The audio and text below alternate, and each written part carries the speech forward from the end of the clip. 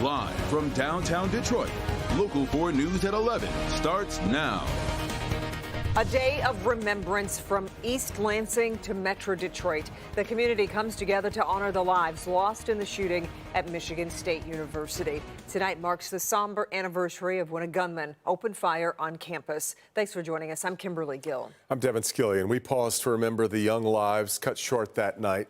Brian Frazier, Alexandria Verner, and Ariel Anderson. 5 others were wounded before the shooter fled and was later found shot to death. Classes were canceled today as students and staff took a moment to celebrate the lives and legacies of those lost. As Jacqueline Francis shows us tonight, the university held a remembrance gathering on campus. Standing here by the Sparty statue really takes us back to this time last year. Now, it was an emotional day on campus that ended with a gathering focused on healing and reflection. 1 year later, down to the minute, the Michigan State University campus fell silent as bells rang out in remembrance of the victims of the February 13th, 2023 shooting that left 3 students dead: Ariel Anderson, Alexandria Verner, and Brian Frazier. The university held a remembrance gathering, creating a safe and inviting place where students could grieve and reflect. I really appreciated MSU doing this for us students and having some place for us to either come in person. They also live streamed it. And yeah, just for us to come together, remember Ariel, Brian, and Alexandra. Clutching green luminaries, the campus community leaned on one another. A lot of people were hugging each other, and even if you didn't know anybody, you could still hug someone. The university canceled classes Tuesday, allowing students to process the anniversary in their own way. For the MSU Moto Club, that meant passing out flowers. Last year, when the rock was being covered and also the statue, everyone put flowers down. And we thought that that would be a great way to commemorate and also continue to show our support to the families and then also everyone here on campus. By the end of the night, the Sparty statue was once again blanketed in flowers. The university is in the process of planning a permanent memorial for the shooting victims. Reporting from MSU, Jacqueline Francis, Local 4. All right, Jacqueline. You know, in Clawson, it seemed like the whole town gathered to support the Verner family tonight. Alexandria Verner, or Al, or Alex, as her friends called her, was an outstanding student athlete at Clawson High School, and her family has been held dear by the school and really the entire community since the shooting. Mara McDonald is live in Clawson tonight. And Mara, Alex's number was 24. It was everywhere. Kimberly, I want to show everybody, take a look behind me. The number 24, Clawson is awash in it tonight. It's not me who deserves the applause, it's all of you guys that are here. Al's mom, Nancy, thanking the hundreds who came out tonight to show their love for the entire Verner family.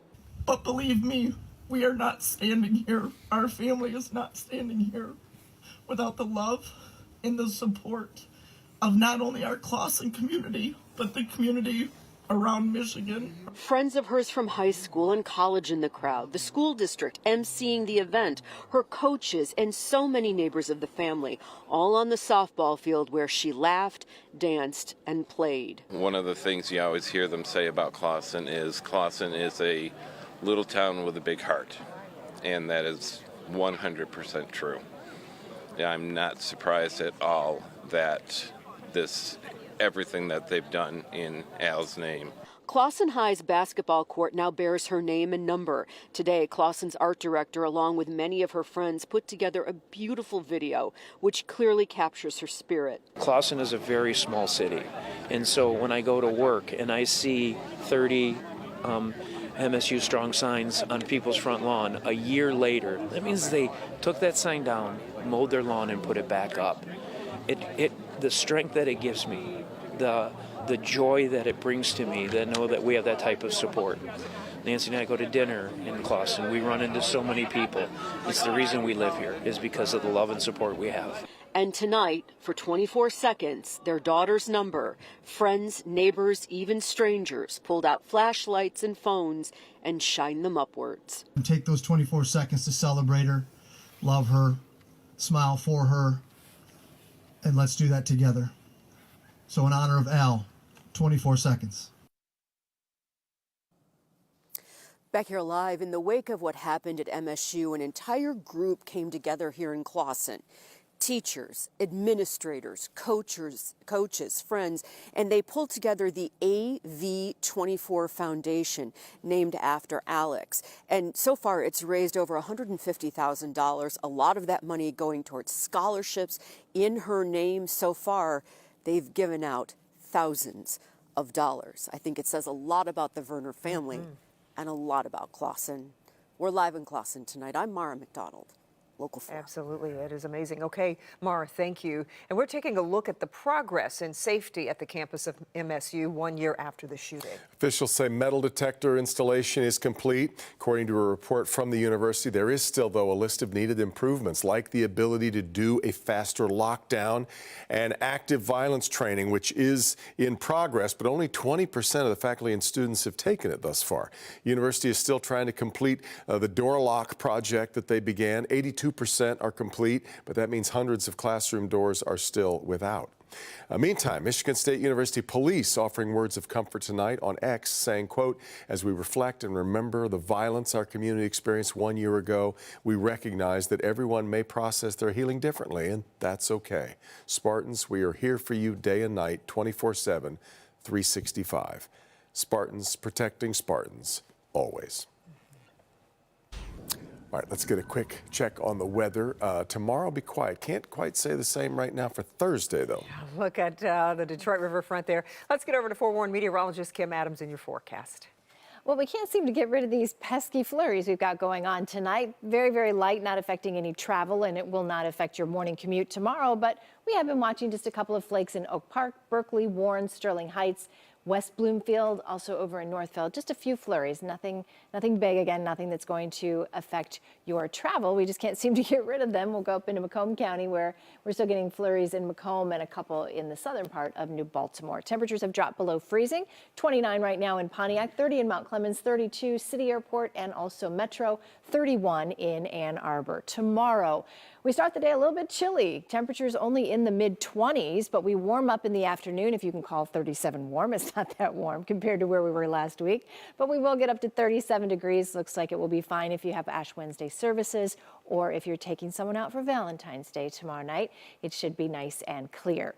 Then increasing clouds overnight tomorrow night before we get some snow and rain that will return for Thursday. And we do need to talk about that morning commute for Thursday because it really depends, once again, on where you live, whether you get rain, snow, or a combination of both. So we'll talk about that coming up.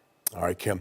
New tonight, some political news. A big name dropping out of the race for Michigan's open Senate seat. Former Detroit Police Chief James Craig announced tonight he is ending his campaign, calling it, quote, a business decision. He retired as Detroit's police chief, of course, in 2021 to pursue a run for governor. He was a leading Republican candidate until that signature fraud controversy knocked him and 4 others off the ballot.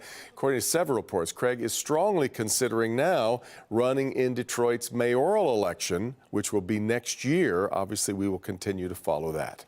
For the first time in almost 150 years, a cabinet secretary has been impeached. The House voted to impeach Homeland Security Secretary Alejandro Mayorkas. The vote was 214 to 213. 3 Republicans voted with Democrats against impeachment. House Republicans claim Mayorkas has committed high crimes and misdemeanors for his handling of the southern border. But many constitutional experts have said the evidence does not reach that high bar. Tonight's vote comes 1 week after House Republicans first tried to impeach Mayorkas last week. However, GOP defections and absence sank the first House attempt. New tonight at 11, the push continues to bring Paul Whelan back to the United States. Secretary of State Antony Blinken confirming that he did speak with the Novi native this week. Yesterday, as it happens, I spoke on the phone with Paul Whelan. Our intensive efforts to bring Paul home continue every single day. And they will until he and Evan Gershkovich and every other American wrongfully detained is back with their loved ones.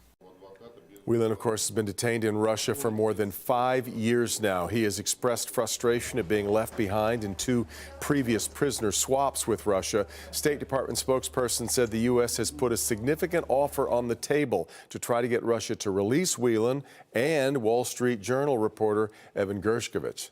Farmington Hills approves A proposal to demolish a beloved arcade. Marvin's Marvelous Mechanical Museum sits at 14 Mile and Orchard Lake. It's set to be demolished to make way for a new Meijer. Those redevelopment plans were introduced last November, and people tried to keep it from having to move. But after City Council approved the plans yesterday for demolition, the owner's son is determined to continue something he says his dad started. It's so amazing to see how much my dad's vision and his dream and his passion has touched other people. And we're not going to close. I'm too young to retire. I enjoy doing this. It's fun coming to work every day. They have until January of next year to find a new place. In the meantime, the owner says they'll be back.